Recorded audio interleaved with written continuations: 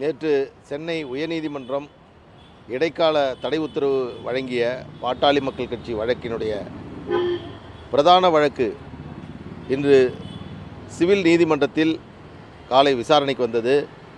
சென்னை உயர்நீதிமன்றம் இடைக்கால தடை உத்தரவு பிறப்பித்திருக்கிறது என்ற உத்தரவு நகலை நீதிபதி அவரிடம் வழங்கிய பிறகு அசல் வழக்கை 16/4/2026க்கு ஒத்திவைத்து சிவில் நீதிமன்றம் இன்று உத்தரவு பிறப்பித்திருக்கிறது.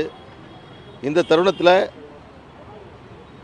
நேற்று வந்த இடைக்கால தடை உத்தரவு கேவியட் போட்டு அதை மறைச்சி இந்த உத்தரவை வாங்கிவிட்டதாக எதிர்த்தரப்பினர் சொல்கிறாங்க. இன்று அதை ஆய்வு செய்ததில் அதுபோன்ற எந்த கேவியட்டும் அவர்கள் இந்த வழக்கில் நம்பராவதற்கு முன்பாக அவர்கள் தாக்கல் செய்யவில்லை. அதோடு இந்த வழக்கை நாங்கள் நேற்று முதல் நாளையே நாங்கள் தாக்கல் செய்துவிட்டோம். நேற்று உண்மை அசல் நகலை நீதிமன்றத்தில் தாக்கல் செய்வதற்கு அதற்கு டிஸ்பென்ஸ் வித் என்று சொல்லக்கூடிய அந்த உத்தரவை வேண்டும் என்பதற்காகத்தான் ஒரு வழக்கு காலையே 6வது வழக்காக நேற்று விசாரணைக்கு வந்தது. எனவே அதற்கு பிறகுதான் மாலை மீண்டும் இந்த வழக்கு விசாரணைக்கு எடுத்துக்கொள்ளப்பட்டு இதற்கு தீர்ப்பு வழங்கப்பட்டிருக்கிறது. இது உண்மையல்ல.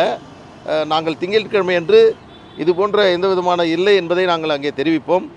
ஒரு வழக்கறிஞராக இருக்கக்கூடியவர்கள், நீதிமன்றத்தில் தொடர்ந்து வழக்கு நடத்தக்கூடிய அனுபவம் கொண்டவர்கள் இது போன்ற உண்மைக்கு மாறான தவறான தகவல்களை நீதிபதியிடம் சொல்வது என்பது கடுமையான கண்டனத்துக்குரியது.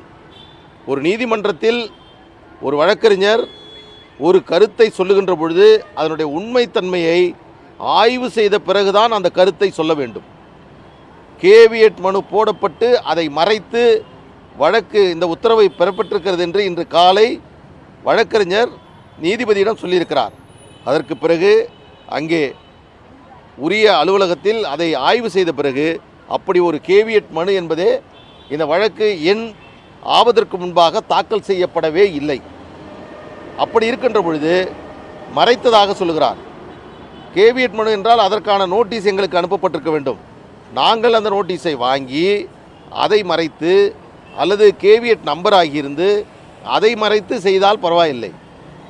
ஆரம்பத்தில் எப்படி நீதிமன்றத்தில் தேவையில்லாத வழக்குகளை போட்டு நீதிமன்றத்தினுடைய நேரத்தை வீணடித்தார்களோ அதே வேலையைத்தான் இப்பொழுதும் இன்றைக்கும் அவர்கள் செய்து கொண்டிருக்கிறார்கள்.